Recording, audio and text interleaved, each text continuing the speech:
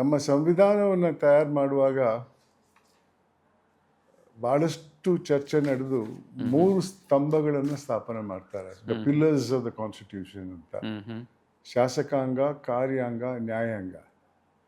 ಆ ಹಿನ್ನೆಲೆಯಲ್ಲಿ ನಮಗೆ ಸ್ವಾತಂತ್ರ್ಯ ಬರ್ತದೆ. ಸ್ವಾತಂತ್ರ್ಯ ನಡೆದ ನಂತರ ನಮ್ಮದೇ ಆದ ಆಡಳಿತ ಬಂದಾಗ ಮಾಧ್ಯಮ ಭಾಳ ಮುಂದಕ್ಕೆ ಬರ್ತದೆ. ಅದನ್ನು ಗಮನಿಸಿ ಜನರು ಸಂವಿಧಾನದಲ್ಲಿ ಈ ಒಂದು ಸ್ತಂಭ, 4ನೇ ಸ್ತಂಭ ಇಲ್ಲದೆ ಇದ್ದರೂ ಕೂಡ ಮಾಧ್ಯಮವನ್ನು 4ನೇ ಸ್ತಂಭವಾಗಿ ಪರಿಗಣಿಸ್ತಾರೆ. ಇವತ್ತು ಕೂಡ ನಮ್ಮ ಸಂವಿಧಾನದಲ್ಲಿ ಇಲ್ಲ. ಆದರೆ ದೇಶದ ಸಂಪೂರ್ಣ ಎಲ್ಲ ಭಾಗಗಳಲ್ಲೂ ಕೂಡ ಮಾಧ್ಯಮ ಇಲ್ಲದೆ ಇದ್ದರೆ ದಿನ ಹೋಗಲ್ಲ, ಮಾಹಿತಿ ಇರಲ್ಲ. ಹೌದು.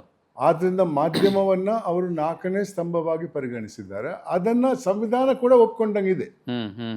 ಆ ಬುಕ್ಕಲ್ಲಿ ಇಲ್ಲದೆ ಇದ್ದರೂ ಕೂಡ ಮಾಧ್ಯಮದ ಬಗ್ಗೆ ಭಾಳಷ್ಟು ಚರ್ಚೆಗಳು ನಡೀತವೆ, ಭಾಳಷ್ಟು ಅಭಿಮಾನಗಳನ್ನು ವ್ಯಕ್ತಪಡಿಸ್ತಾರೆ. ಇವತ್ತು ಮಾಧ್ಯಮ has become A very strong institution. ಅದು ಇಲ್ಲದೆ ಇದ್ದರೆ ಜೀವನ ನಡೆಯೋಕ್ಕೆ ಸಾಧ್ಯ ಇಲ್ಲ, ಆಡಳಿತ ಕೂಡ ನಡೆಯೋಕ್ಕೆ ಸಾಧ್ಯ ಇಲ್ಲ ಅನ್ನೋದು ನನ್ನ ವಿಚಾರ.